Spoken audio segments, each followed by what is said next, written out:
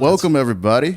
We're back to the podcast, Unprofoundly Chill. I'm your host, Joe Navarro. My guest today is one of my favorites in Houston, Jerry Wayne Longmire. Hey, what's up, bub? What's up, man? How you been? Good, man. Dude, I can't complain.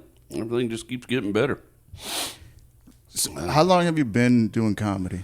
Well, I started in 2004, in February 2004, at the Laugh Stop. And it's like and things went really well for me right off the bat. I was very fortunate. I got second place in Houston's Funniest Person that year. Your first year doing comedy? Yeah, just like a couple months in, a month in maybe, I joined that contest and got second place, and it was really good for me because all of a sudden everybody knew who I was, and I was getting asked to do other shows and stuff, and made some really cool friends. The person who won that contest was Sarah Talamash that year. And, really? Yeah, and the person that came in third place was a really funny dude named Harris Whittles, who went on to become a writer for Parks and Rec and all that shit. Fortunately, he died a few years ago. We lost him.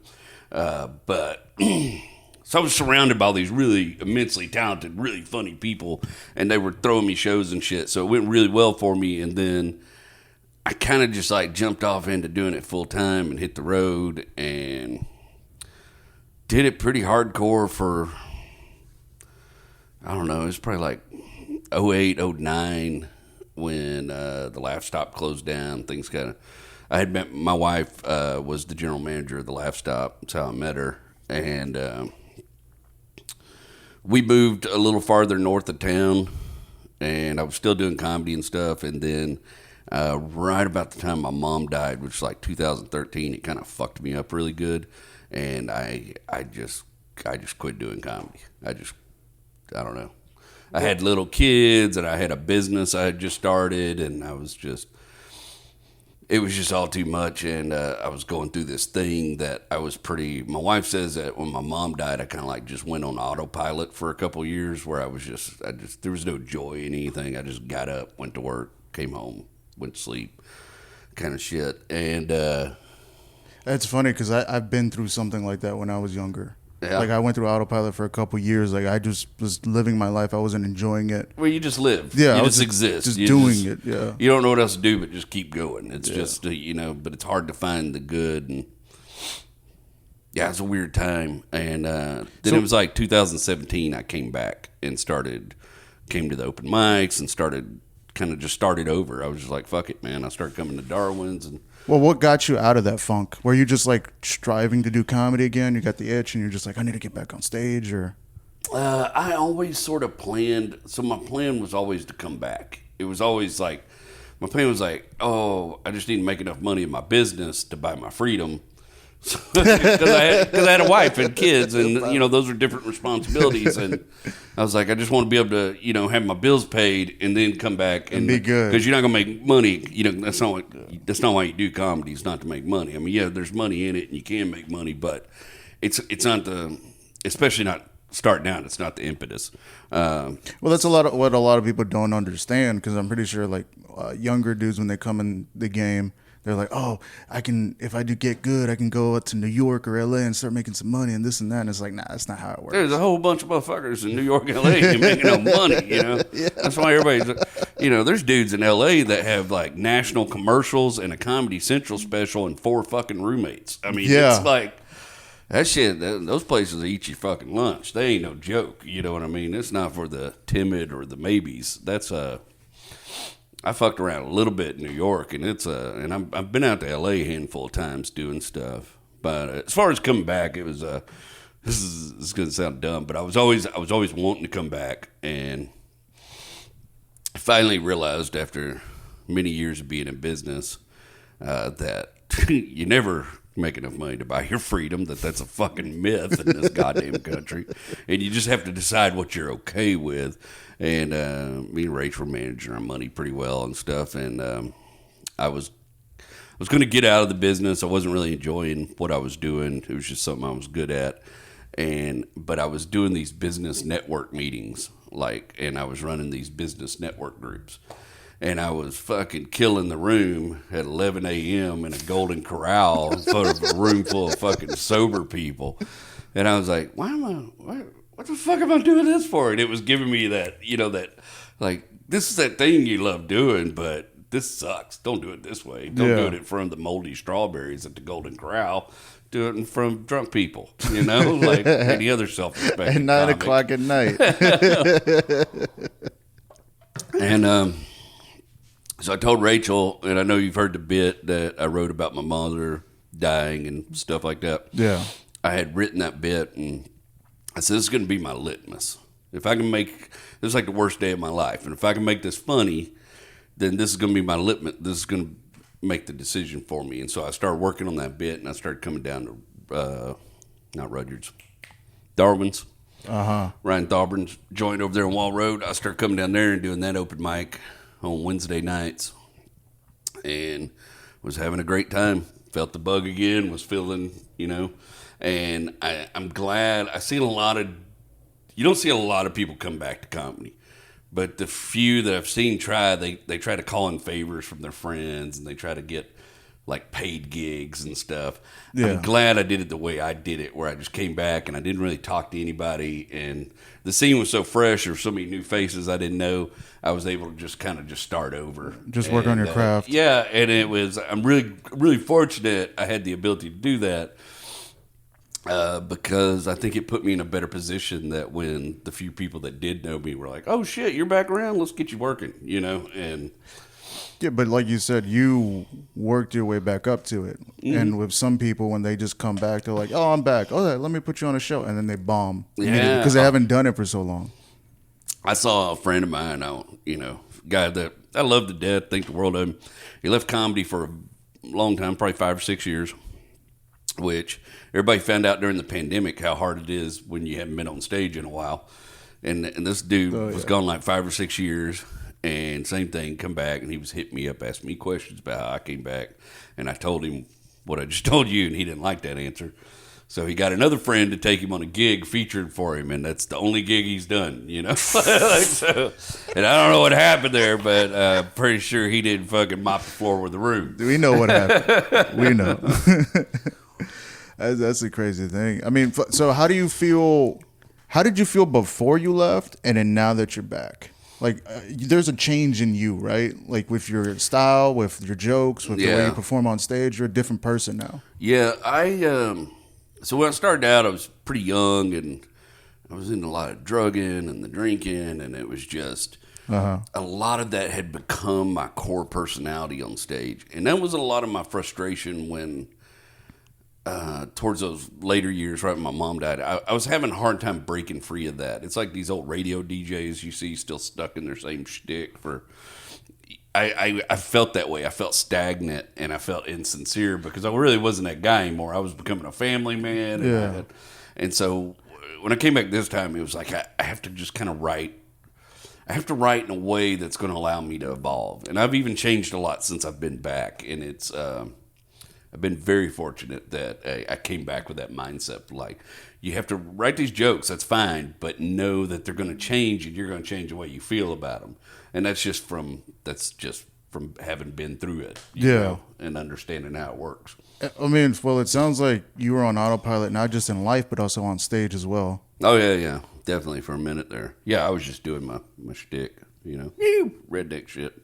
And it worked. People liked it, I was getting laughs. I was doing well, but I wasn't. It's not what I got in comedy for, So that's what I'm going through right now. It's like I know what makes people laugh. I know what kind of shtick that I can pull, but like I hate it because I would rather do some more thoughtful jokes, some stuff that I actually like worked really hard on to get a misdirection or a really good premise or whatever.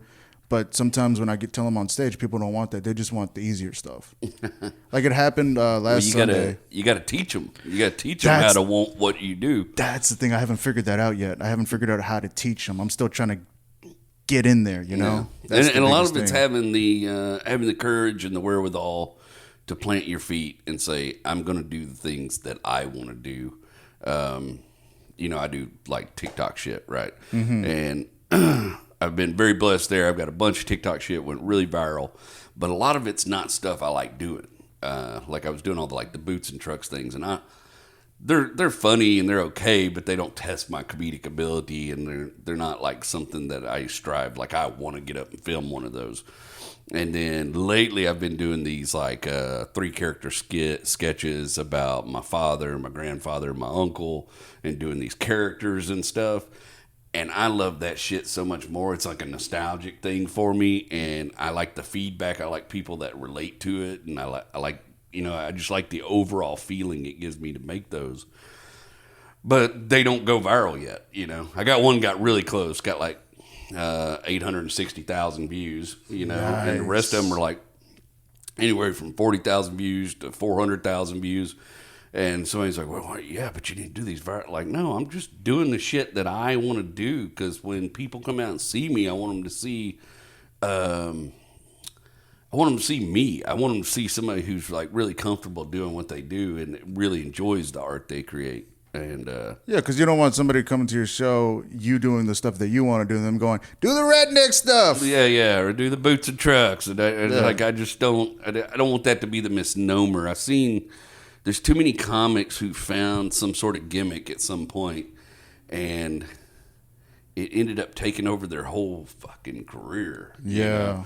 Larry the Cable Guy, whose name's Dan Whitney. Yep. Dan Whitney, an incredibly talented one-liner comic. Really talented. He was 18 years in the business. He's a really funny comic. He's really hard-working, funny comic. But he is Larry the Cable Guy the rest of his life. And he seems okay with that. You know what I mean? It's made him a, millionaire. $4.6 million might change my mind about boots and trucks. All right, I might just be like, I'm a boots and trucks guy. 4.6 million. And we will all sell out at some point, Yeah. And he's sitting on the 50-yard line at the Nebraska Cornhuskers game and having a great time and living his best life. But I'm sure there's times, and I've heard Jeff Foxworthy talk about. I don't want to be a redneck comic, but I love Southern comedy, and I've heard Jeff Foxworthy. Jeff Foxworthy is an incredible, talented comedian, obviously, but I've heard him talk about there's times he wish he hadn't come up that you might be a redneck shit, and Bill Engvall felt the same way about Here's Your Sign. He's off trying to be an actor and shit. So I can see how one of those things can take over you. You can become a part of it, and you can ride the wave, but then it can take over and you get put in this hole, and you can't get out of it. And like every time somebody sees you, they just see you as that. Yeah. And like character actors and stuff, they just get, once you start playing a villain all the time, everybody's like, oh, he makes a great fucking villain. And then you're a villain from there on out. Exactly. I've heard it happens with comics too. It's like within being a writer and a performer. It's like, oh, you're a great writer, but I perform too. Yeah. I told these jokes. I was like, oh, well, your writing's good though. You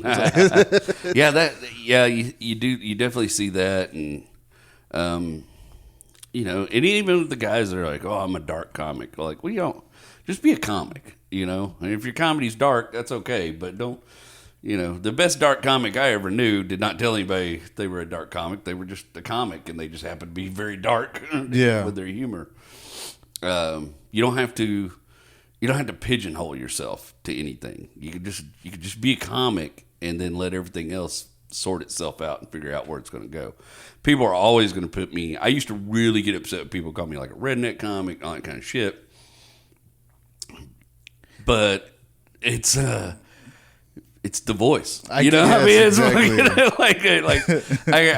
could be talking about fucking anything, or I could be talking about Socrates, and you're gonna be like, oh, I love that redneck dude. You can be talking hilarious. rocket science. Yeah, you could be a NASA astronaut, and still it would just yeah. So it's like nowadays I don't get all upset about that. I just kind of roll with it. I'm just like, yeah, okay, cool, whatever, man. That's your perception of what the situation is. That's fine. But to me, I'm just comic. You just you. Yeah, just comic. That's the biggest thing about your stand up too, is because like I don't see you as a redneck comic. I see you as a comic because I see where you put your life into it and where you exaggerate your premises, the punchlines, the setup, but it's also very personal. Yeah, the stuff you've been doing recently, very personal, like the stuff about your mom, the stuff about your kids, and stuff like that. Mm-hmm. You just got a special out recently. Yeah, we recorded it July 8th last year on my birthday at the Secret Group, and then about 4 or 5 months of production work on it, and dropped it in November, and I just signed a distribution deal for it. The ink's dry on that, and they're going to put it on like 40 streaming services, and we're going to do some audio stuff with it, but it's done okay. It's got like 4,600 views on YouTube, and I had like 20 subscribers when we dropped it, and I'm at like 890 now. So it's done a little bit of work. That's originally why I started doing TikTok stuff, was to drive traffic to go look at the special. I would make these little videos and be like, hey, if you like this, go check out my special. And it was just solely as a vehicle to drive traffic. And then I started making money off TikTok and was like, well, fuck, I got to take this seriously now. I mean, but it's working now. I've seen the videos that you do on TikTok. They're hilarious. Thank you, man. They're hilarious. But it's also because you're so funny that you're getting so much traffic, and they're becoming viral and stuff like that. Because if you were just doing regular videos and you weren't really trying, nobody would be watching them. Yeah, it's so TikTok is a fun social media platform because every video is judged by that video. So it doesn't matter how many followers you have. I can drop a stinker that'll get 1,000 views and die, and nobody will. And you can go in there and look at my page. You'll find one that's got maybe 2,000 views that nobody gave a fuck about. It's judged per video. So every video, when you drop it, whether it hits a FYP and starts getting recirculated, depends on just people scrolling through and if you catch their attention in the first couple seconds. So you have to. Me and Slade Ham, me and him do the Whiskey Brothers. He's the guy who like taught me a lot about editing video and stuff. When I first started working with the Whiskey Brothers a year or two ago, I had an interest in learning this kind of stuff, and I knew nothing about it. And he started teaching me this stuff, and he has this sort of like mindset about doing things with intent. And that's how he approaches comedy, and that's how he approaches like writing books, and that's how he's like, it's a lot different. There's a whole lot of people just making shit and throwing shit against the wall, right? And at least you're still making stuff, right? Yes. But he was talking about making things with intent, waking up, sitting down, and going, this is what I want to do today, and doing it. And then like, okay, so if it's still not good, then figure out why it's not good and keep working on it. I started approaching that stuff with that, and I was following. There's a content creator coach I really like. His name's Ken, the content creator coach. He's on TikTok and YouTube and stuff. So I was listening to some of his videos on the way home from a gig in Dallas, and I got up the next day and was like, all right, I'm gonna make stuff with intent. And I got my first viral video that day. That video I made that day was my first viral video, and it went like 3 million views. And I was like, kidding. Okay. So there's something to this. There's something to operating with this mindset of I'm trying to get from here to here, and this is the vehicle I want to use to do that. And so for me, those vehicles are stand up and also the little sketches and stuff. And I've got some ideas for some longer shows that I'm going to create. I've been blessed recently in that me and my wife are taking over this like 2-acre property right here in the north side of Houston that we're going to move into. His old house built in like 1941 by her great-grandfather, and it's got like a big-ass 2-car garage out there, and I'm cleaning it out right now. So I'm going to build a full sound studio on one side of the garage, and then the other side of the garage is going to be my workshop, but also lit and built for filming things. So, and I've got a couple ideas in the can that a little more long-form type shit, 15, 20-minute episodes. Okay. That we're going to make in there. And got the director for the Whiskey Brothers, Adam Taylor, who he directs a lot of stuff. He very instrumental in getting my special filmed and getting me the right cameras and all that kind of stuff.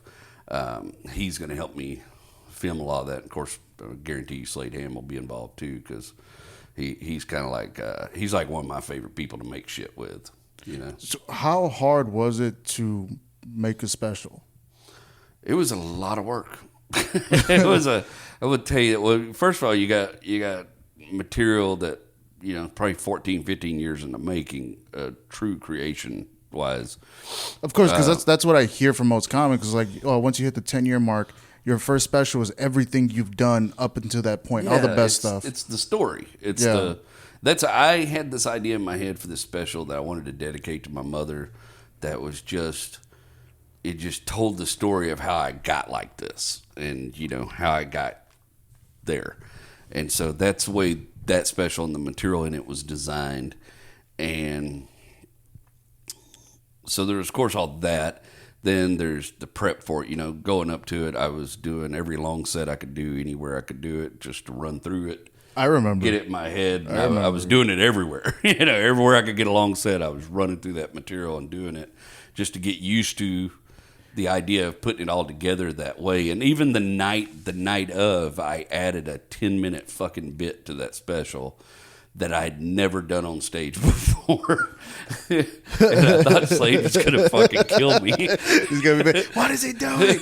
This isn't part of it. Because he was looking, because I had a set list and I laminated it and stuck it on the stool just so I'd have a little cheat in case if I ever, got a little off the case. Yeah. And I remember he was looking at that set list and he's like, what's this Adderall story? What the fuck's that? And I was like, oh, it's this. I said, you remember that story I was telling you about my father-in-law and the Adderall? And he's like, have you ever done it on stage? I was like, no, but I'm going to do it tonight. It's going to be good. And he's like, God damn it, Jerry. And, it worked out. Yeah, it worked out. It's one of my most popular bits on Reddit. So it's like Reddit's like weird. People like long form shit on Reddit, and so that bit on Reddit. It's that same idea again. It's like I'm gonna do this today. I'm choosing to do this today. I'm gonna do it. I feel like it's gonna work. I had never told anybody the story, and so me and Slade and another friend of ours had been sitting over his house. And I just told them this story about the first time I did Adderall, and they were crying, laughing. I was like, man, why haven't I ever done that on stage? And Slade's like, yeah, you already do that on stage. I don't think he meant the next fucking night. No, he didn't.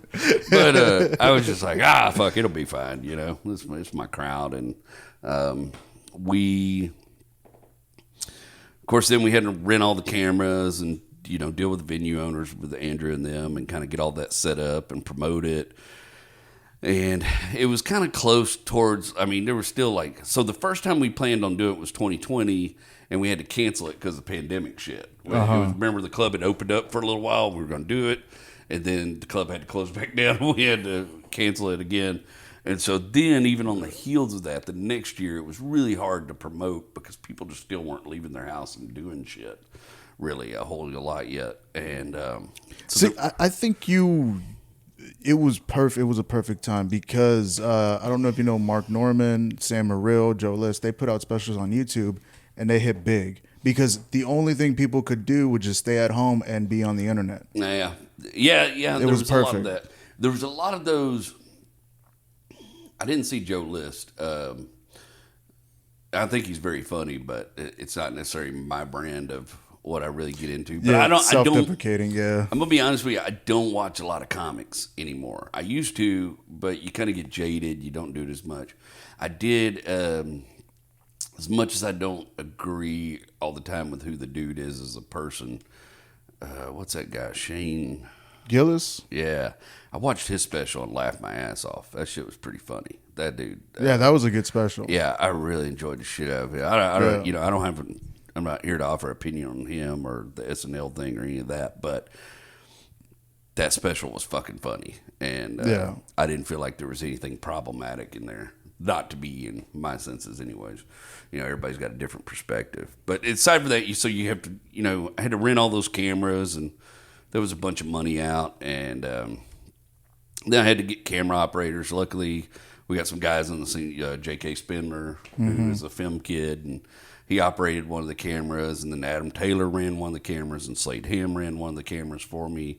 And pretty much the night of the show, Slade sort of was at the helm of the boat, directing everything for me, so that I could just be in the green room, prepare for what I was about to do. And of course, I had Will Loden and Antonio and Jesse Payton as support comics, which was a lot of fun. Will Loden's probably one of my favorite comedians in the city. He's great. I love him. And Antonio's he's right up there with Will. Antonio makes me fucking laugh. He's every time so funny. That's why I don't like watching comics on TV because to me it's more about the live experience. I would rather go see any of my friends do comedy than anybody that's on TV. I would Jeff Joe. I watch Jeff Joe anytime I'm in an opportunity where I get to see Jeff Joe perform. I'm gonna watch that dude. Jesse Saldana, Nathaniel Amador. Yep. I really enjoyed Kate Vance. Grace Kirk used to make me. Grace Kirk has made me laugh harder than probably any other human being on this planet. That girl, I love her. That girl, fucking really funny. Well, with Jeff Joe, I see him every Monday. I do Axelrad. I host and I open up for nice. him. So I know what you're talking about. Like every time he's on stage, he's saying something that'll make me laugh. It's great. Jeff's Murderer's Row, man. I love Jeff. Jeff's amazing. Yeah, Abby Ballman's she's one that's kind of new for me. I just started doing stuff with her a while back, but I put her on my improv show, and she cold opened that thing and beat the shit out of that crowd for 10 minutes, and it was a beautiful thing to watch. I mean, that girl put in work. Damn, that's very awesome. Funny, very funny. Yeah, she's a hard worker. She goes out. She's doing her thing. I appreciate that. Yeah, That's awesome. She's one of those that shows up with intent. So she's done. Me and her do these sketches about Southern Boss going to the HR or whatever, and she always plays the HR lady for me, and we collaborate on those and make those together. And man, she always shows up on time. She's ready to film. She's ready to make some cool art, and she's just very easy to work with. I'm a big fan of what she does. If you ask her to write for something, she will write for it. She will show up with notes and shit and ready to go. You know what I mean? Yeah. Kate Vance the same way though. We had Kate Vance on Itto, and she's the same way. Every time she showed up with a notebook full of shit, ready to rock and roll. You know. So when you were during the show for your special, were you nervous? Oh, I get anxiety. It's not like stage fright or anything like that. I don't really have any issues with that, but I get anxiety about things I've built up too hard in my head. And usually before a big show or a show that matters, it's the car ride on the way to the club. I have to listen to the right kind of music, or I have to go in the green room and listen to the right kind of music. I need like some Counting Crows or some shit to kind of bring me down. And you got to get your mindset. Yeah, kind of. Usually some kind of sad music or something's like really nice, something like emotional that'll kind of get me centered and feeling about the way I need to feel before I get up there. So a lot of anxiety pre to that. In fact, it was real funny.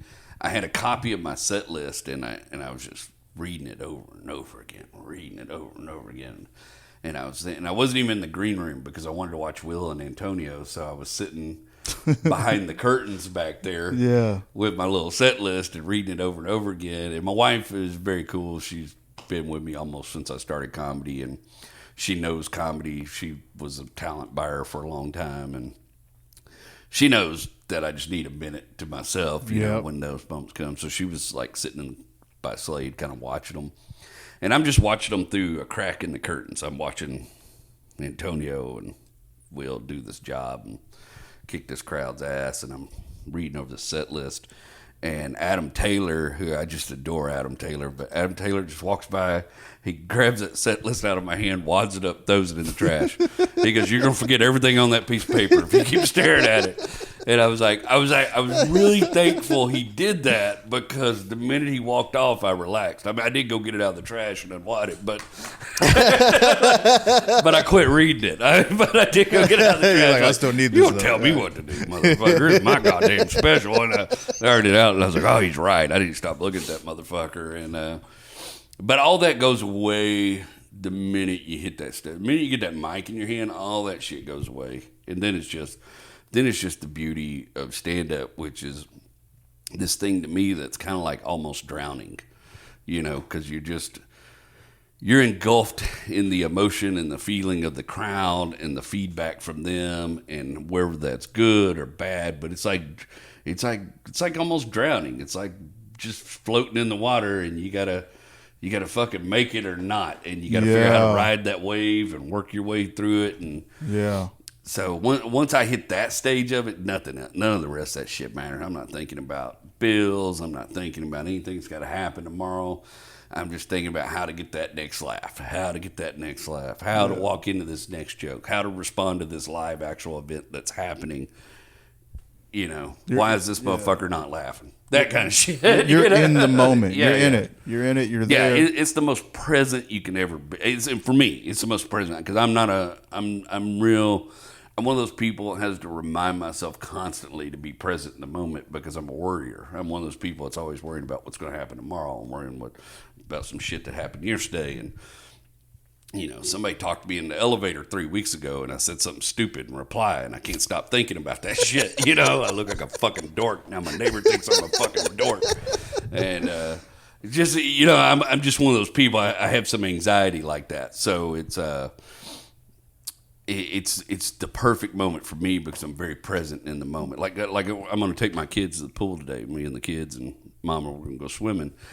And at some point in the pool, I will have to remind myself to be present because these days are going to run away very soon. Yeah. My oldest is 12. My youngest is about to be 10. I mean, what I got 5-6 more years of them wanting to go to the pool with me. You know, like I have to be present and be in it. It seems like a long time when you're going through it, but fuck, I don't know how that oldest one got 12, to be honest with you, because it seems like I just drove them home from the hospital not too long ago. So I have to force myself to, like, don't be thinking about sketches, don't be thinking about this, don't be thinking about what bills you got to pay. Just be here. Be dad. But stand up is the only time I don't have to do that because stand up just when you're there, and you just got to ride that wave and live it. You know, it's the most beautiful feeling in the world. You know, I know. It's fucking.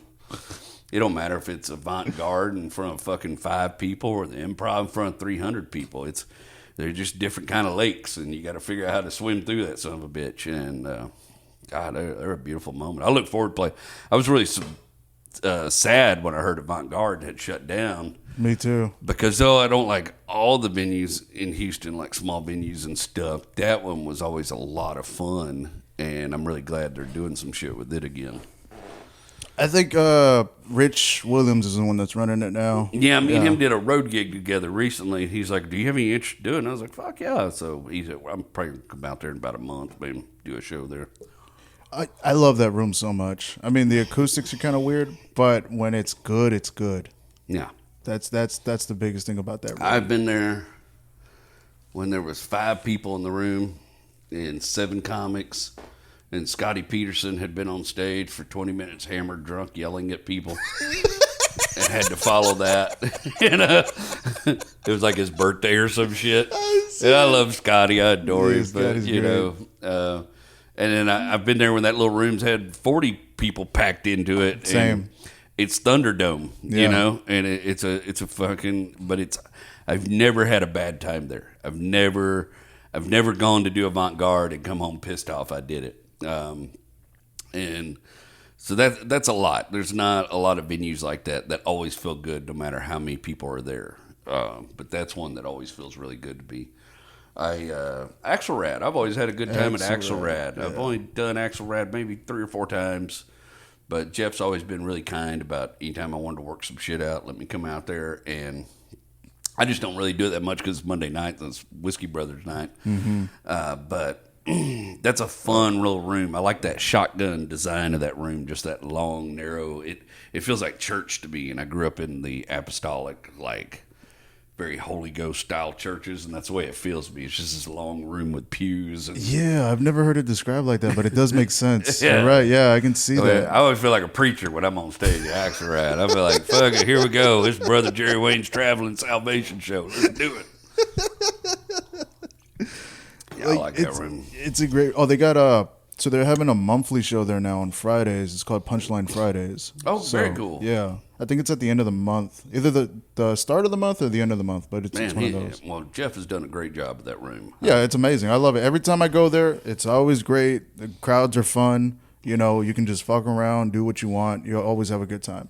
Yeah, and it's always it's kind of like a young college crowd, which has always been kind of a tough demographic for me. So that's a good point. I feel like the reason is because of TikTok, because he's so big on TikTok, and they see him, and he's advertising on there, and they come and watch him because they're like, oh shit, that's the guy from TikTok. That's cool. But I like it because that's a crowd that's always been a challenge for me to connect with. I didn't go to college. I'm not, I went straight from high school to work. I was one of those dudes. I went to work in the oil field straight out of high school, and so I never had that experience, and I've always had a hard time with bonding from people that are going through. So I like that room. It gives me a chance to work some shit out, and they're always really receptive to it too. I've only done his other room. Was he have that brass tap room? Brass tap. That's the open mic. That one, handful of times, but it's just so those concrete walls, man. It's so cinder tall, block walls, and being I mean, unless they like hang some banners or some shit up in there to stop the sound, Yeah. Because if you get about 20 feet away from the stage, I have a blowed out ear, so I've got bad hearing anyways.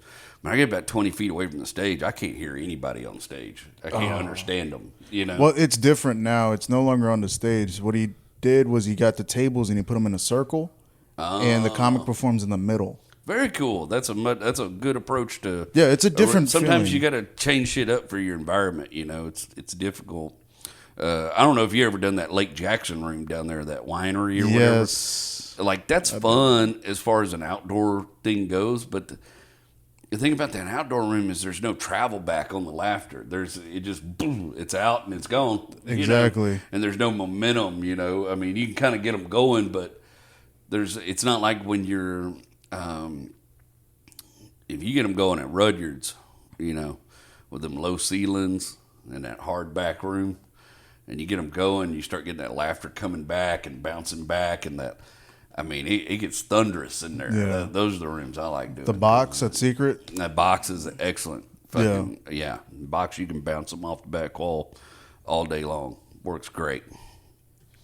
Yeah, those are the best rooms. The Laugh Stop open mic was great, the old lounge on West Grave, because it was like 9-foot ceilings, and then the bar was at the back of the room, and it was just this short, low, squatty room with a medium-sized stage, and even the showroom in the Laugh Stop, the ceiling wasn't that much higher, and it held about 200, 250 people in there. But when you were on that stage in the Laugh Stop at West Gray, it was like an old plywood stage underneath all the covering and everything. When that room was full and you had them going, you could feel that stage vibrate from all the sound in there. That stage, you could feel it vibrate and rumble under your feet. And it's probably a great feeling. Oh, yeah. That's when you knew you had them. You were just beating on them. I got your ass now, man. I'll make somebody throw up. Let's do this. Yeah, I watch Ralphie a lot coming up. And Ralphie, I just seen that motherfucker 6 shows in a row just beat on crowds until they're red-faced and look like they're going to puke, Is that how he was back then? Oh, dude, he was a killer, man. The guy was just a straight murderer, man. Because I've heard stories, but I've never met him. I've never seen him live, You would go out there and, I was pretty funny. Thought I was pretty good.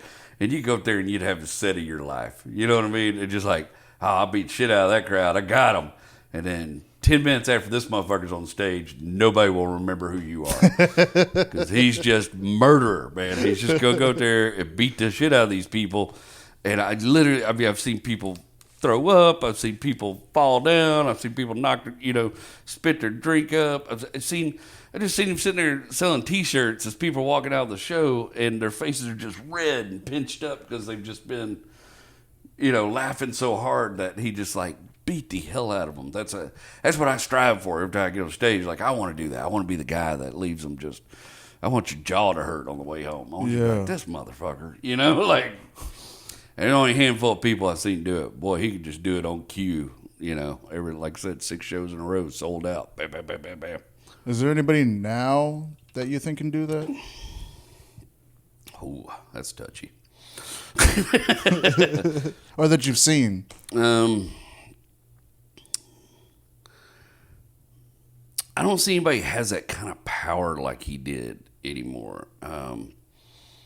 It's different. I see people with different kinds of strengths, but I don't see anybody do it the way he did it. Nobody that I've watched can make me laugh like that and make me feel that way. But there are people that can hit me hard, and Billy D. Washington's a killer. Oh, I love Billy D. Billy D. Washington's like a master class in how to hold the attention of the room and take them wherever you want them. It's not necessarily just for laughs. It's Billy D's trying to get a point across and take you on a journey. So it's a different kind of experience. Straight murderer. The person I see now that really gets my attention the best is Ali Sadiq.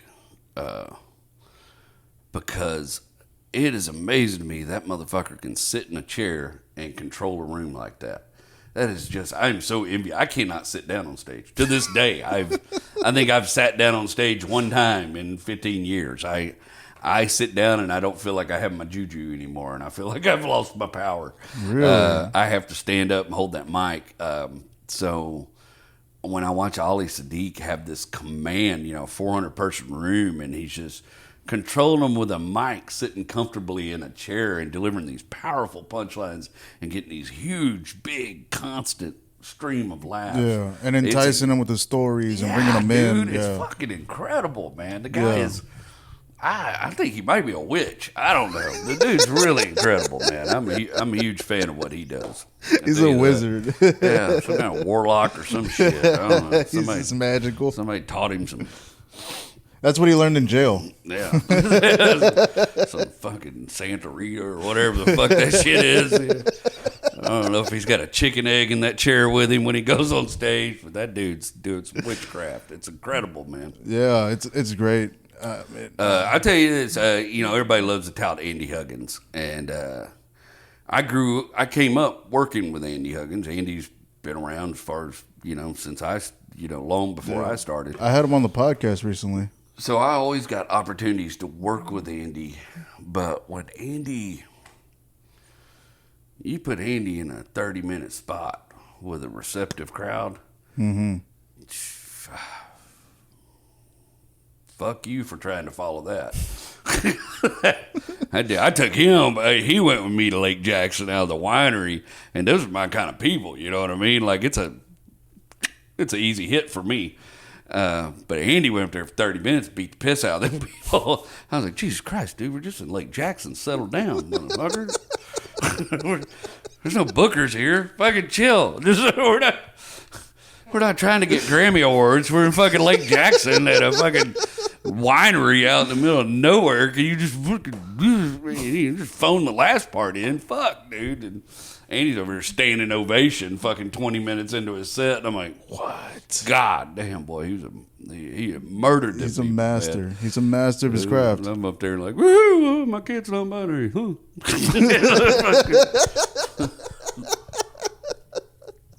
I've never had to reset a room so hard. I had to slow down the tempo because I can't keep up with that one-liner shit. I'm very slow. Yeah. And I had to literally go up there and consciously tell myself, be slower. And reset the room for a couple minutes till I had some kind of grip over the situation and could go through the show again. I was like, this motherfucker, Andy showed up, whooped my ass, man. It was no different than if we'd got out of the truck and he picked up his cane and just beat the shit out of me with it. It was the same feeling. I was like, what?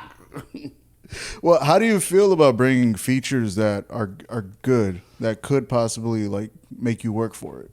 Oh, that's why I take Will everywhere I go. I want somebody to whip my ass. So yes. I think it inspires you to work harder. I think I write better and I push harder when I get up if there's pressure on me.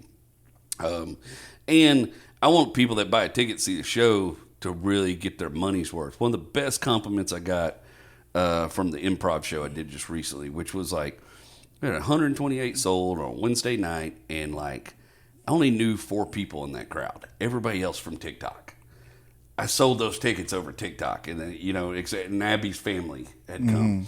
The rest of those tickets we sold on TikTok, so it was really crazy.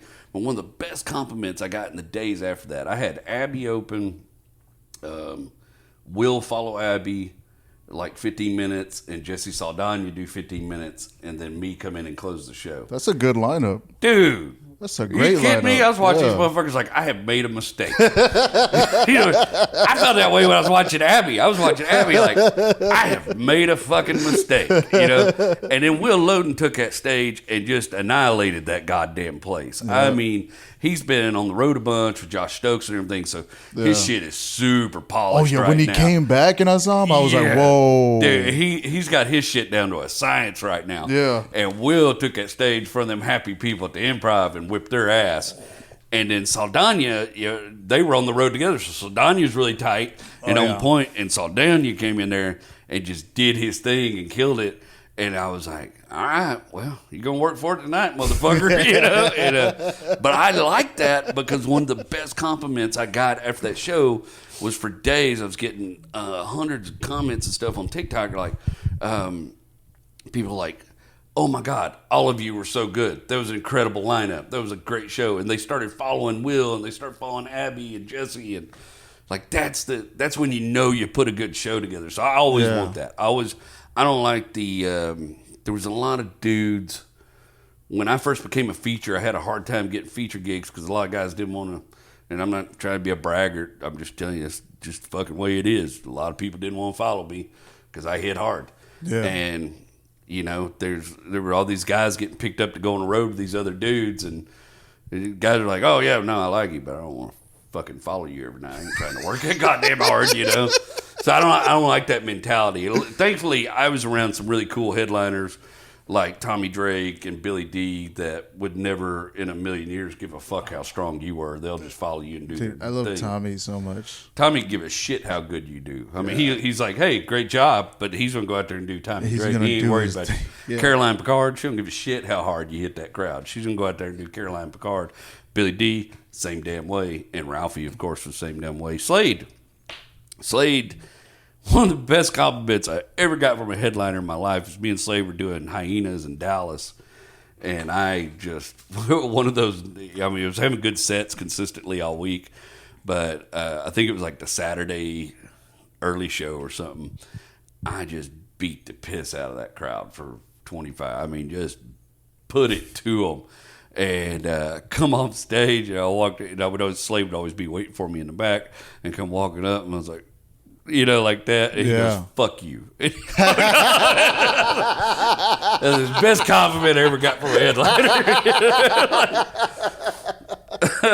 Fuck you. Just walk by. Now I gotta work, god damn it. But that's the way I felt about Abby and Will and Jesse that night. So I much prefer, one of the reasons I love working with Will is strong, and Will can do a bar show, Will can do a clean show, Will can do a club show. And he can perform well in all those environments. And so I always like having him in front of me because I know, one, the crowd's going to enjoy the show. Yeah. Two, I might have to work harder to follow this motherfucker, Yeah. But it's still going to be a good show no matter what. Yeah, but you want some fire. I like some fire in front of me. Now, I see a lot of comics make mistakes in that situation. So one of my things is when somebody just destroys it in front of me, especially in a contest setting or anything like that, I just try to take the energy and ride it. And so I usually acknowledge them. Like, y'all give it up. Bro, you just beat the shit out of y'all. Yeah. Give them some acknowledgement. Because one, it's psychology. It tells this group of people that you're about to have to try to make like you, that you like the same thing they like. Yeah. And that's always a good first starter for, that's psychology. That's salesmanship 101. Obviously. Oh, he likes the same kind of things I like. I like this guy. That's how we got stuck with Donald Trump. Many people did that shit. But it's that. It's a easy, simple mentality, and it works. And I often see comics go up and like somebody kill it in front of them, and they'll try to make a joke or riff off of them that's maybe kind of negative or shit on them a little bit. And you watch the crowd like, well, he doesn't like what I like. Fuck this guy. they turn that motherfucker off in their head, Like, you can't. If somebody bombs in front of you, the best thing to do is just not acknowledge it at all and go into your set and do your fucking act. And then, unless you've got something really funny up your sleeve about it, I try not to touch it. I just jump in with start with a joke and end with a joke. Yeah. Just go on and do my thing. But if somebody kills it in front of me, I don't usually ever try to riff off of them. Unless, I mean, like I said, if you've got some line that's really killer and it's not going to be a negative. Well, that adds to whatever just happened. Yeah. So if you got something positive you can do that's funny, by all means do that. Get that laugh. But most times I just try to acknowledge it like, that's bad, motherfucker. I liked it too.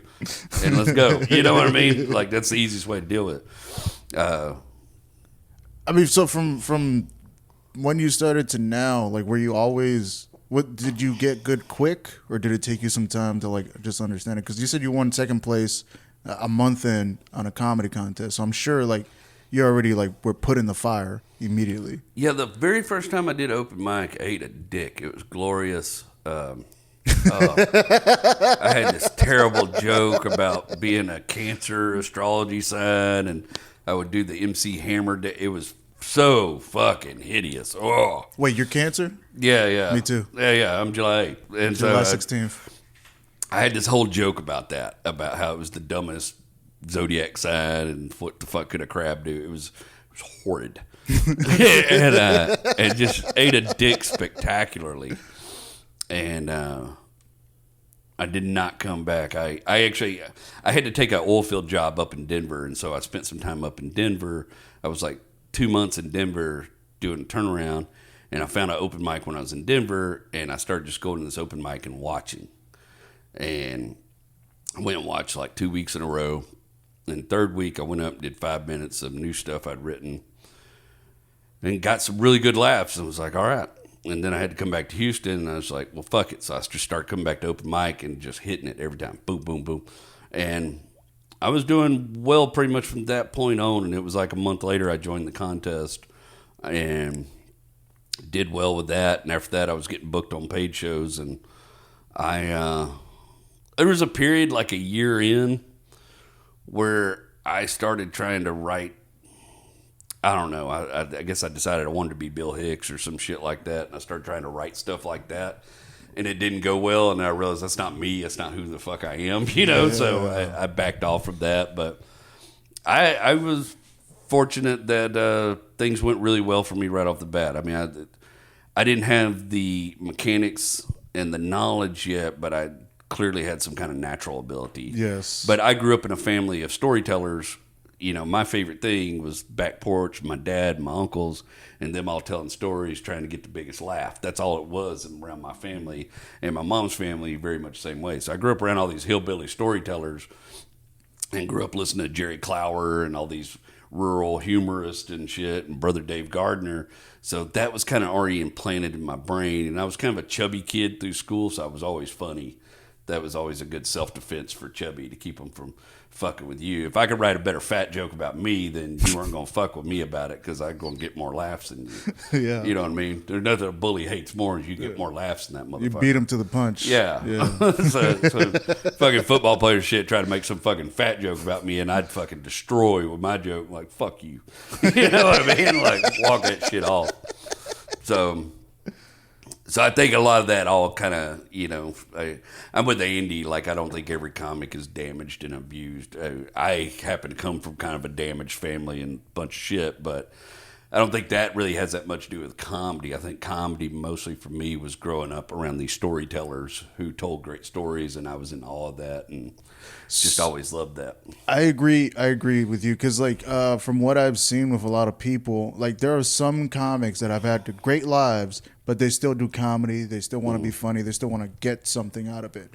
And for me, I don't do comedy because I'm damaged, because I have had a crazy, like, life and stuff like that. Like, a lot of things have happened, but I do comedy because I love it, because I love to laugh and I love to make people laugh. Yeah, I truly, one of the things Andy says a lot is that I think I was born to be a comic, and I feel very much the same way. It's the only time I really feel like I know what the fuck I'm doing. Yes. You know, everything else in life, I'm a master carpenter by standards. I grew up working on cars. I've built houses. I've done all these things, but everything else in life, I feel like I'm faking it at. I have imposter syndrome huge. I mean, I can be talking to a room full of contractors about how we're going to proceed on a job, and I'm still like, God, I hope they don't find out I'm a fraud. You know what I mean? Like, I hope they don't find out I don't really know what I'm doing. You know, and the same way, you know, I could be building something for somebody like, God, I hope they don't find out I don't know how to fucking do this. I'm just doing the way I think I know how to do it. You know, it's like I have that hammering stuff. yeah, and I've always been good at those things, and you know, working on cars and shit like that. And guys will talk to me about cars, like, yeah, all right, fuck, I hope they don't find out I don't know really. I just know what I think I know here. I have that imposter syndrome about everything else in my life, and I never feel that way about stand-up. I never feel that way about being on stage. So I'm the same way. Like whenever I'm talking to somebody and they start talking about cars and they get really specific, I'm just like, yeah, I know what you're talking about, but I don't know. I have no clue. I usually do, but I don't know how. And it's like a weird, you know, some of my best friends, you know, most of my really close friends are, you know, contractors and car guys. And, you know, I grew up in a junkyard and I grew up building cars with my dad. So I know the shit, but I never feel like my buddy David, you can ask my buddy David anything about any kind of car and he can just tell you. He can explain and it. He feels confident and he'll stand on a hill and die on it over his knowledge. And I will tell you something about a car, but if you're arguing with me, I'm like, well, fuck, you might be right. You know what I mean? Like, it's just, I don't have anything I feel like standing on a hill and dying about except for laughing and telling jokes. But when it comes to comedy, you're like, nah, I got this. Yeah, you know, I will defend my approach to comedy to anybody, any given time, and never feel bad about it. One of the big, you know, debates always is the laugh per minute, and I'm just one of those people that I understand laughs per minute has its place in auditions, especially when you got short time and TV shows. I get that. I understand that. But as far as a live stand-up show, you can take your laugh per minute and shove it up your ass. Yeah. I don't give a when fuck. it comes to like a headliner set, you need time to. I will get my beating in, and if you can follow it, good for you. Yeah, you know what I mean? Like, because I'm just telling you, my crowd's going to have a good time. I'm going to get my hits, and I may not get 6 laughs per minute. But goddamn, that laugh they're going to get at the end of 8 minutes is going to be a murderous laugh. Oh, yeah. You know, so they're going to remember that. I don't buy into that theory as far as like live performing, but you know, and that's one of those things I've argued with a number of comics about, and probably always will. And, to me, it doesn't matter. Like if the audience is laughing, if the audience is having a great experience, if the audience thinks like that's one of the best shows I've ever seen, I think that's all that matters. Yeah, not one audience member comes in the club and goes, I better get 6 laughs per minute or I'm going to the front door and ask for my motherfucking money back. If I don't get 6 laughs per minute, fuck this guy. Nobody that guy only had 3 laughs per minute. I want my money back. God damn it. This motherfucker gave me 10 laughs per minute. My jaw hurts. Fuck this. Give me my money back. You know what I mean? Like, nobody does that. So it's just... You know, that's stuff for industry nerds, and that's fine. And, yeah, exactly. That's the only people that care are people that are in the industry and like so. And blinded I by decided, you know, no matter what my approach is, I'm done with the casting calls. I'm done with the cattle calls. I'm not doing that shit anymore. I am going to keep making art until I make some good enough art that somebody wants it, and that's all it's going to be. Like I'm doing those sketches right now.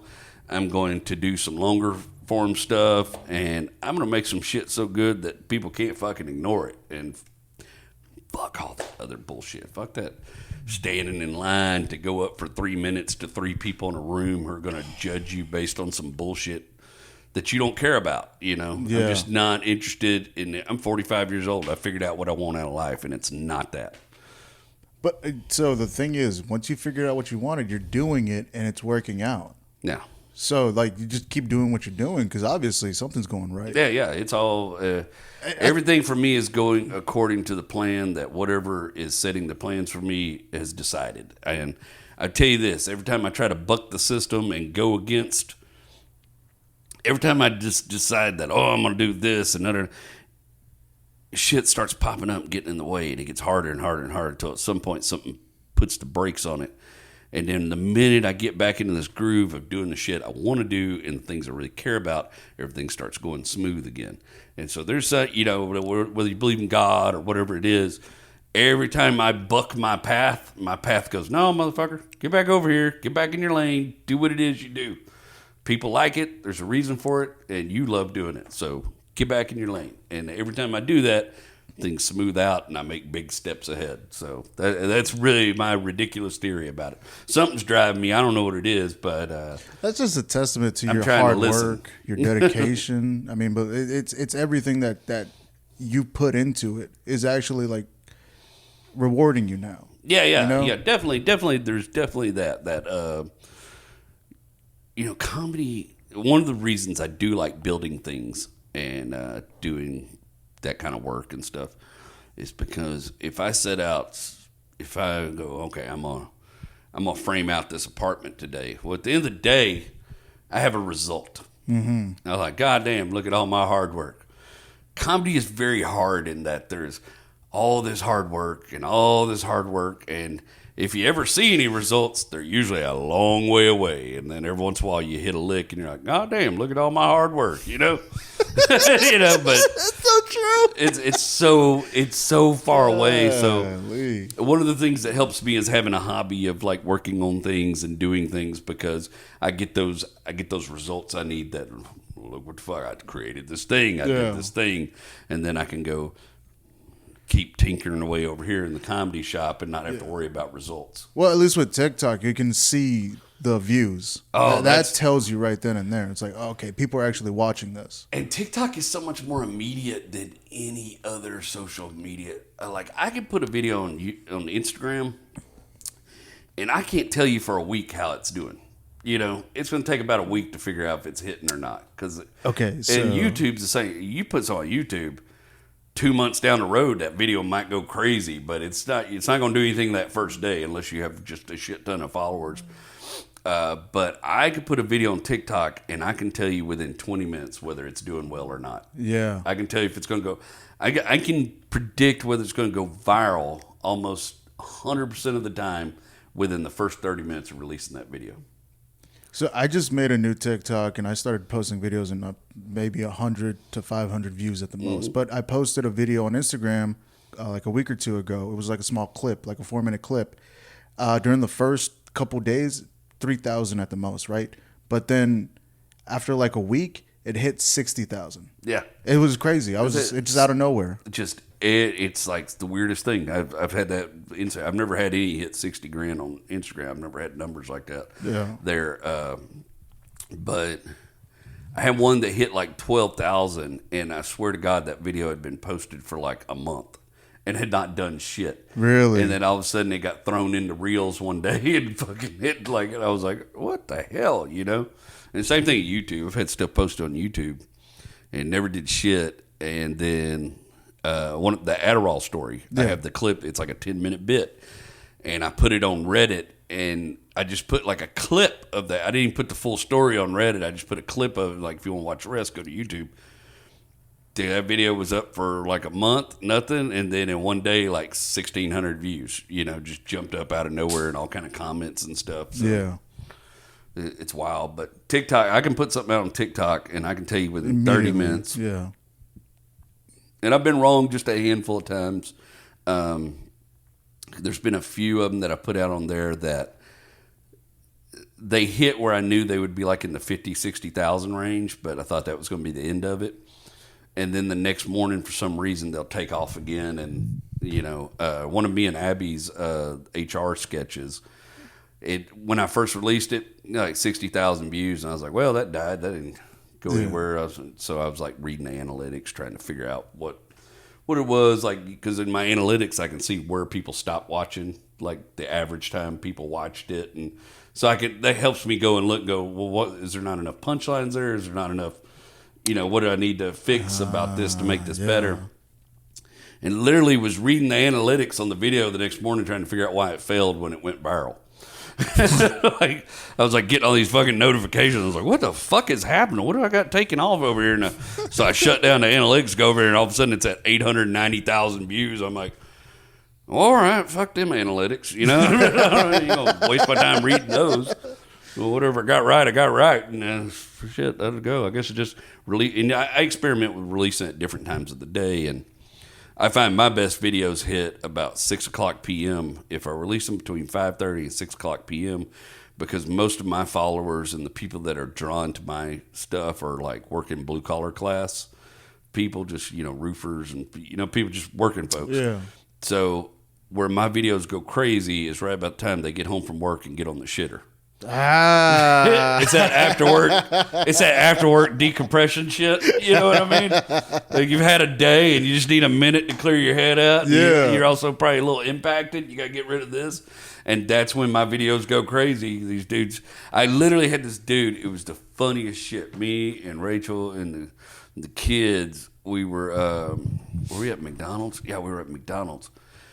And there's this dude, Hispanic dude, and he's kind of a big dude. And he kept looking at me, and then he'd pull up his phone, fuck around, and he'd look at me again.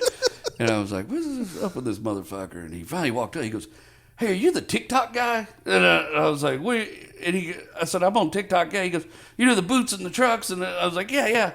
He goes, man, I sit on the shitter till my legs fall asleep watching your videos, which is it's the weirdest thing for a grown man to say to you in front of your family ever, but also this incredibly huge compliment, like the cockles of my heart warmed. I was like, thank you. That's like the most, I'm glad I'm making your legs fall asleep when you shit because I'm so funny.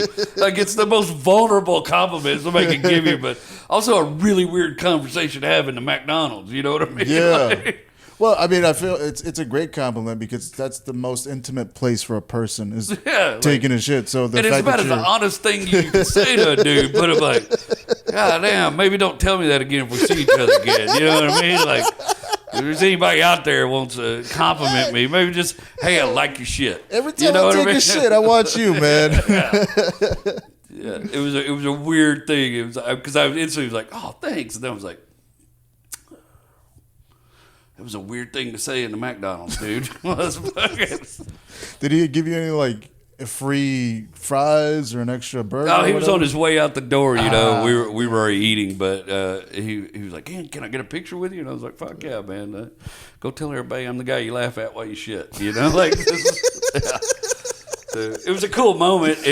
Nothing impresses my 12-year-old, right? They could give a fuck I do comedy. They could give a fuck about. They did watch my special. Because I talk about them being non-binary in it and everything, and so I tried to be really open with them, and so they did sit and watch special with me, and they really liked the joke, and they really liked the way I approached it, and but they don't really get too excited about it. I'll be like, they're like, hey, what are you doing tonight, Daddy? I'm like, oh, I got this really big show, and I'm open for this, and they're like, oh, okay. Back to their fucking video game, and they just give a shit about it. But they don't know. They don't know what's going on. But the tick that dude kind of impressed them that somebody just like recognized me in the McDonald's. Really? They were like, how did that guy know you? And I was like, well, from my TikTok video. Like, well, that's just so crazy that some dude would just know you from that. And I was like, well, he doesn't know me. He just saw me. He knew that I made these things. And then when I got my name put up at the Improv, they got kind of excited about that. But other than that, they don't give a fuck, and they don't really think I'm that funny. I think that's good though. I think that's good because it keeps you grounded. Oh, I do too. I'm constantly trying to make that kid laugh. That kid doesn't think anything I do is funny. And the older they get, the less funny they fucking think I am, And my son is very much into physical comedy, so my son's an easy laugh, right? Yeah. If I fall down, that kid's gonna lose his shit, There's a video I did where I was plugging in all these old appliances, and one of them actually shocked the fuck out of me, and I just happened to catch it on camera while I was doing some shit over this property we're taking over. My son watches that shit on repeat. He thinks that is the funniest video I've ever made. Hey, Daddy, let me see you get electrocuted again. Hey, Daddy, should I watch the video of you getting electrocuted? He thinks that is bar none his favorite shit he's ever seen. I got to turn him on Three Stooges. He's an easy laugh, but Aubrey, man, nothing I do makes that kid. I have to work hard to make that kid laugh. They're no easy laugh. Rachel's not an easy laugh. My wife's not an easy laugh either, though. But Rachel, watched years of bad comedy at open mics and was also a talent buyer and had to watch all these tape. Back in the day when you just got like a UPS shipment of VHS tapes of comics and you had to sit there and watch them to determine if anybody was worth a damn. And, so Rachel has seen so much bad. You never want to see anything like Rachel go through the comedy section on Netflix. shit, garbage. Why are people still buying tickets to see this guy? That just like, she's such a harsh judge, of that kind of stuff. So she's a really hard laugh, So what did she say about your special? Did she think it was good? Oh, she loved it. She liked the vulnerability and the honesty of it. She knows I'm a huge fan. Richard Pryor is like one of my big influences, and so my favorite thing about Richard Pryor is very vulnerable and very honest on stage. Yeah, and I strive for that. That's why I talk about personal things. When I talk about these things that are impactful to me, because I think it's things people can relate to the easiest. I don't have to come up with topics. All I got to do is talk about real shit. And so she really enjoyed that aspect of it, and she, of course, knows all the jokes about her, and so she's heard all those a million times. She often is my ghostwriter. Me and her will sit out on the porch, and I'll come up with an idea or start bouncing something off of her, and she'll give it. She's got a couple taglines in that special, especially the one where I'm talking about my mom's funeral, and she's got a couple tags in that joke. Two of the tags in that joke Rachel wrote. I was gonna say, because like she's watched comedy. She had to watch all those. Oh, videos she's funnier than I ever dreamed. I'm pretty sure she's like half a comic, right? Yeah. Rachel's fucking funny, man. Rachel's a writer. She's an incredible writer, and she's fucking funny as fuck. So me and her sit there and bounce shit off of her, and yeah, she's definitely got some tags and probably even a couple parts of premises in those fucking things. That's a beautiful thing, though. Oh yeah, it's excellent to have that, and I will also, she's my person. I can sit there and bounce a joke off. She's like, it's a little problematic, you're breaching on something there. It might get you in trouble. Like, are you sure? She's like, yeah, well, go look it up and read about it. And I'll go read it. Like, oh goddamn, that's problematic. All right, better avoid that topic, because I'm not interested in being problematic. I sound like this, so people assume I'm racist. People assume I'm homophobic. People assume I'm misogynistic already because I have this voice. Yeah. And I can't coach. This is the voice I got. I don't do impressions. This is who the fuck I am all the time. So I have to make sure that nothing I say can be construed as that. And I'm not that kind of person. I was raised by people like that, and I definitely grew up. And there was definitely a time period where I was not a very good person, I don't feel like. But I have to work really hard to make sure nothing I say can be construed as like I'm this kind of guy, because I never want that. Do you feel like you have to be like that because of the way everything is now? No, I just feel like... well, you talk about your kid being non-binary. So like things have changed. Yeah, definitely from when you were a things child. have changed, but... And people are more open and more honest and seeing things. I think we need to be, I don't want my kids struggling to figure out, look, they're 12, they're non-binary. Whatever, I have a basic understanding that what that is, but I'm also a Gen Xer, so it's a little fuzzy. Yeah. But I just try to be kind and listen to them when they tell me what it is they identify with it, what it is they are, because if I'm kind and I listen to my child now and I take them at face value and I try to have real conversations with them, when they get to be 20 and shit really goes off the fucking rails and they're dealing with some serious, crazy fucking life shit, they're still going to come talk to me and have some faith that I'll listen to them and help them work through it. And understand. So a lot of it's about building the foundation now that, no, I can't tell you I fully 100% understand everything going on with the gender stuff right now, but I just try to be kind to everybody I meet because everybody's going through something, and I'm not one to tell anybody who the fuck they are or what's possible or what's not possible, and I have no interest in being a part of that conversation. I do have an interest in being part of the conversation of, hey, I'm a kind dude, and whatever it is you feel like you are, you tell me what you are and I'll believe you unless you show me otherwise. You know what I mean? Like, that's just how I feel about shit. Yeah. And if you want to be a she, great. If you want to be a they, great. If you want to be a he or whatever the other, I know there's other ones that I don't know. Whatever you want to be, great. You tell me what you are, I'll believe you. Most of all, just tell me your name, and that's what I'll call you. You know what I mean? That's my easy trick. It's like just I just try to learn people's name, and I just call you by your name, and there's no confusion. There's never any chance of fucking that up. Has anybody ever corrected you? I had a conversation one night in a convenience store, actually in Conroe, believe it or not, and the person I thought I was dealing with, just appearance sakes only, appeared to be a young man. And so I think I referred to him as sir. And they quickly turned around and were like, I'm not a man. And I was like, oh, my bad. I'm sorry. Just like immediately, like, fuck, I had no idea. I'm sorry. And they're like, oh, it's okay. It happens all the time. I was like, well, it's not okay, but I'm really sorry I did it. And they were like, oh, well, thank you for that. And then that was pretty much the end of it. But it was like one of those moments where I was like, oh, I didn't like the way that felt. Yeah. Like, I don't want that person going home feeling some kind of way because a fucking 2-second interaction with this dickhead hillbilly. To me, I honestly, I don't think they were thinking that. Like they said, it happens all the time. Yeah. So and like, probably not. But I do try to be empathetic to people, and I do try to be kind, and that's my big thing. Like, I mean, don't get me wrong. If you're a dickhead, I don't care what your gender is. I'm gonna treat you like a fucking dickhead. You know what I mean? Like, I don't care if you're fucking disabled. I don't care what the fuck it is. If you're a dickhead, you're gonna get treated like a dickhead. Yeah. You know. I had a friend for many years who was in a wheelchair, but he was an asshole. You know. And I'll tell you this, I punched a motherfucker in a wheelchair one time because he was an asshole in a wheelchair and he had it coming. Well, what happened?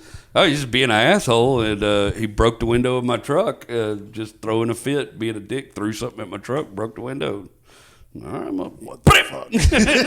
Oh, shit. And the next day we were cool, but I was like, dude, you're being a dick, man. Did he not expect it because he was in a wheelchair? He's like, oh, he's not going to punch me. No, because he got away. So I knew the dude before he was in the wheelchair, right? And he was an asshole. And then he got put in the wheelchair, and all of a sudden everybody that knew he was an asshole, all of a sudden were like, oh, well, he's like that. But he was bullshit. an asshole before. Yeah, so. but like, no, remember this guy was always a dickhead, and everybody's like, well, yeah, but he's in a wheelchair now. You can't just go around calling people in wheelchair dickheads. And I was like, well, no, I'm not going around just calling people wheelchair. I'm saying this dickhead in the wheelchair right here.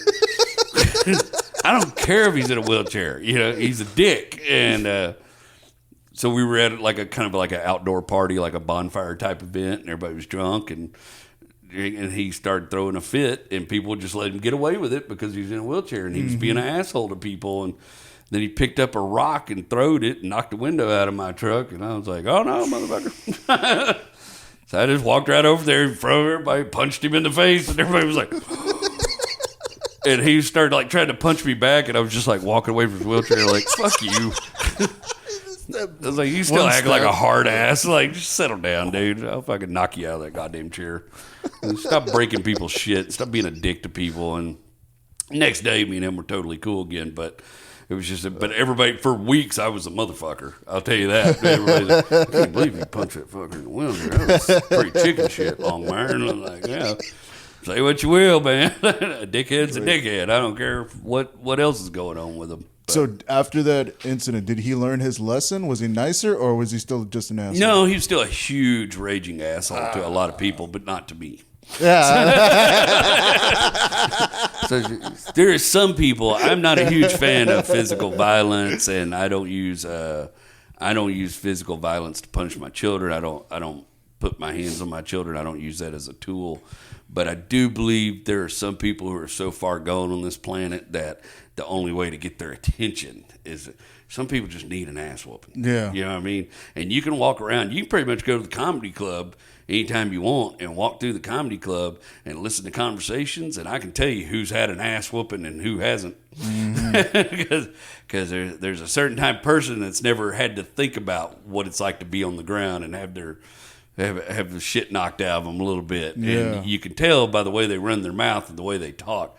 And then there's other people you can talk, they're still having fun, but you could tell that at some point somebody put hands on them when things went too far, and they know where that limitation is, Yeah. And so I've definitely had somebody do it to me, and definitely been a part of doing it to somebody else. So it's you can tell, but you can tell the people have never had that happen. They've never just had anybody just.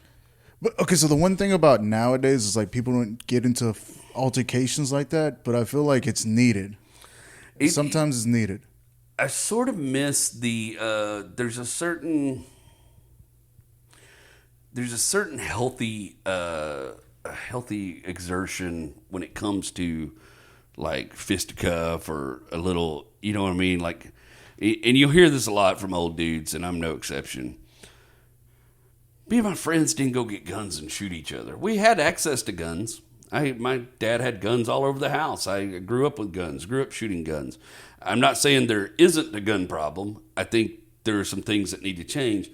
But we didn't go get guns and shoot each other. But we would whip each other's ass in the middle of the street. Yeah. And there was bullying, and there was all that stuff was still going on. But I can remember, and I lost plenty of fights, but I can remember enough times getting in an altercation with somebody that the next day everything was okay. You know what I mean? Yeah. Everybody lived to fight again.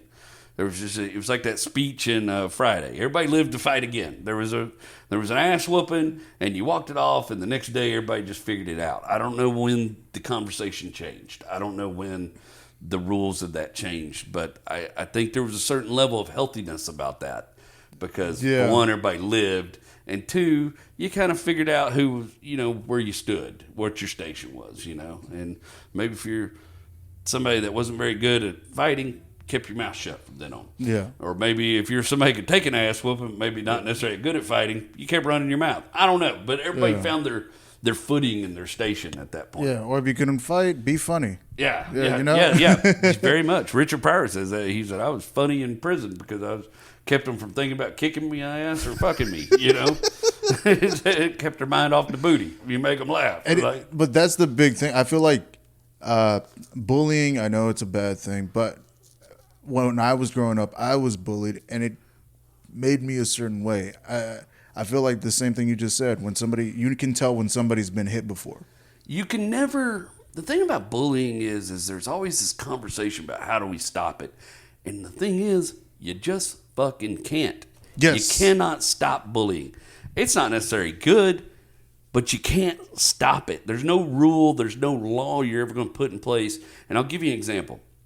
When I first started doing videos on TikTok, every once in a while, it's usually boomers. It's usually elder Gen X to boomer men who don't understand how to have discourse and laugh at something or have a fucking sense of humor. Will come there and like, oh, you made fun of my truck? Well, you're fat. Fuck you. You know what I mean? Yeah. And so there was a lot of that shit going on, which is a form of bullying, right? And I said, well, here's the cool thing about TikTok is they got these comment filters, and I'll just filter the words fat and overweight and tubby and lard ass, and I'll filter these words out, and you won't be able to bully me like this anymore. And then the motherfuckers come back and start calling me words in Spanish, you know, and I was like, God damn. So then I had to go learn part of Spanish to figure out what all the Spanish words for fat are. Manny Parado and Gordo and all this fucking shit. and like out that. And then a motherfucker showed up and called me porcine. And I had to look that motherfucker up. I was like, this motherfucker just called me a porcupine? And I had to look up porcine. That's just like a fancy word for fat. And I was like, God damn. Like, how bad do you want to bully me that you showed up with a motherfucking thesaurus and a dictionary and playing like Wordle with friends to talk shit to me? Like, you can't stop bullying. That's not how it works. Gonna happen. So the only thing you can do, and especially if you have children, is try to make them strong enough and resilient enough to see bullying when it's happening to them and be able to fucking overpower it or withstand it and get through it.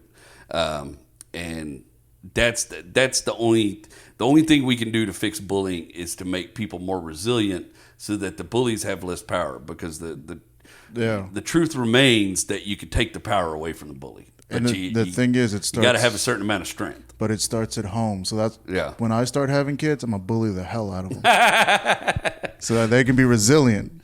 Yeah, I always say, well, my kids are getting bullied at school, you know, and it's me because they're homeschooled. But I'm worried they're not going to get enough of it at home. So every once in a while they walk through the room, I just knock their books out of their hand. Pick it up, nerd. But yeah, it's definitely, you got to have that, like, you got to have that resilient. And the great thing about it is, you can't legislate bully. No, you're never going to stop people from being bullied. But teaching people how to deal with bullying is where the strength lies. And if we focused our efforts on that in schools, in churches, in places where children are being taught, if we focus more on teaching people how to deal with being bullied and how to fight back against it and how to be more resilient about it, I think we'd see a much bigger change in society than what we're seeing trying to legislate bullying away. Because I just think you're never going to do that, you know. And that example on TikTok is a perfect example. No matter how I change the rules, they would find a new way to do it. Exactly. They would learn a different language just to bully you. That's hilarious. Yeah, it's like, fuck, man. It's just like, and it's not even good or creative bullying. Like, I didn't forget I was fat. You know what I mean? Like, I have to tie my shoes every day. I'm aware of the work that goes into that. My Apple Watch goes into cardio. I know. I don't need you motherfuckers to tell me, you know. But that shit can still get to you. It can still affect your mental health if you let it. And so I had to find. So nowadays, what I do is I just call them out. I'll make a video and reply to them. I've got the microphone, motherfucker. You gonna bully me? Fuck you, dog. And I just fucking take them down, like, and never be a dick or bully them back. Just take apart their comment and what they say and their approach to it. I'm like, God damn, dude, I hope you get some therapy one day to fix that. Whatever made you think it's okay to be like this. That kind of shit, because you can take the power back. You just got to figure out how to do it. So I grew up in that. Like, once the internet came out, then cyberbullying became a huge thing. Mm-hmm. And like the biggest thing is like you're hiding behind a screen, so you feel comfortable to say whatever. Oh, there's no better bully than an anonymous one. Exactly. Anonymity is the friend of the bully. Oh yeah. And you know, bullies back in my day, they had to show up and swirl your head in the toilet on purpose. They had to look you in the eye and be shitty. You know, they were a much more stronger bully. Bullies today just might be just some fat fuck hiding in his mom's basement that's got nothing better to do and talk shit to you. Boomers and elder Gen X men, especially white ones, I would say like 47 to 65-year-old white men really struggle with understanding how anonymity in the internet works. Really? Because these motherfuckers get themselves fired left and right, get themselves in trouble left and right, saying stupid, racist, horrible, misogynistic shit. And they think because they've changed their name, like, my name's P. Pella, and you're not going to know my name's Paul Pella. They think because they've done the basics of anonymity that nobody's going to figure out who the fuck they are, and they can just talk all this shit they want to talk. Like their LinkedIn profile is right next to it. Yeah. That's the funniest shit to me. This is a dude would never say this shit to you in person. Never, like, in a million years. Like, if you and me were standing in a bar, you would no way you would make comments about my weight because I'd probably bust your ass. You know what I mean? Unless we were friends and it was, you know, it's different. Like, you know, me and Slater joke around or whatever. That's different, you know. But it's so funny to me. And they seem to be the group that struggles the hardest with that, not understanding that everything on the internet is forever, dickhead. And they say horrible shit, and you're like, okay. There's these apps called Next. There's this app out there, and it's kind of like Facebook for your neighborhood, and it's called Nextdoor. Nextdoor, yeah. Okay, so you have that, yeah. So Nextdoor's been really fun since me and my wife live in Montrose now. It's a lot calmer. There's a lot of Karens in there. There's a lot of middle-aged white women bitching about the neighborhood. Like, leave. This place isn't for you. It wasn't built for you. It wasn't built with you in mind. Fuck on off back to Katy, where you'll find things to your liking. You know what I mean? I'm sorry, fucking Denise. Fuck off to Sugarland. I'm sure you'll find things to your liking out there. Montrose is not for you. Yeah, there's dog shit on the corner and a homeless man sleeping. Well, that's the way it's all. This is the way. Fuck off. You know? But when we lived up in Willis, and we like lived in this lake community on Lake Conroe, and that next door was lit, because it was nothing but just old white men saying horrible racist shit all the time. And you just like I remember one day there was a young black kid that lived at the front of the neighborhood, got a new dirt bike, and he did a lap around the neighborhood on the dirt bike, and instantly there's like 20 old white men. I think there's kids out here breaking into cars. I think there's like just instantly let their racist flag fly the minute they saw a black kid on a new. I think I saw a black kid steal a new dirt bike, you know, just like, and you're like, it's 2020, you know, you can't fucking do this. Like, it really gave you something, because it wasn't like Facebook, and it's like, the fucked up thing about Nextdoor is these dudes say all this shit, but right by their profiles, you could see their address. Like, I could come over to your house, man. I could come over to your house and talk to you about this right now. Like, Oh, shit. it was a funny shit. And they would get in these huge fights on there and just say awful shit. And women would come in there and like, oh, that shit. I missed that Nextdoor app. I missed Nextdoor app for Willis because that was fucking good entertainment. I'd log on there once a day just to see some old fucking white guy let his freak flag fly and say some awful shit and be like, well, you're another asshole I won't do business with. And now I know you. And I didn't really fuck with it. I had one neighbor there that I really dug. He was a cool ass old dude. But I didn't fuck with nobody else in that neighborhood because I've seen them say too much shit. And the women were just as bad. They would just say some awful shit. They were kinder about it, but it was still awful, racist shit. Yeah, this guy would be like, oh, I saw a black kid on this dirt bike. I think his black kid stole his dirt bike. And then, like, the white woman he lives with, his wife or whatever, coming there and like, well, a lot of them black kids don't have good homes. And, like, she's trying to be kind, but she's also being racist at the same time. Like, you're like, God, you can't be this horrible. It's just like, well, he doesn't know any better. Like, yeah. So, very interesting. that's funny. Oh, my God. Yeah. Oh, man. Well, brother, I'm going to have to get out of here. I didn't realize how close it is getting to 2. It's all good. I got to go deal with. Do you have any plugs, anything? TikTok, Instagram? Go check out my TikTok. If you hadn't seen The Wrecking Yard, watch The Wrecking Yard on YouTube. I highly recommend it. It's incredible. No, it's pretty good. Go check that out. And, that's pretty much it. I'm putting my energies in those sort of things right now, and I'll have some more long-form content come to YouTube soon. So, and definitely tune in to the Whiskey Brothers every Monday night. We have a lot of fun on that podcast too, and it's a nice little round table sort of approach to things. All right. And you know where to catch me. Twitter, Instagram, The Joecosity, TheJoeCosity. I have 2 shows this week. Thursday, I'm at the Riot, off the Dome, 7:30. And then after that, it's Thursday Laughs at the Secret Group, 8 o'clock. So you got a chance to catch me. I'm always at Axelrad every Monday. I appreciate y'all for listening. And thank you for being on the podcast, Jerry Wayne. Hell yeah, man. Thanks for having me, bro. All right. See y'all next time.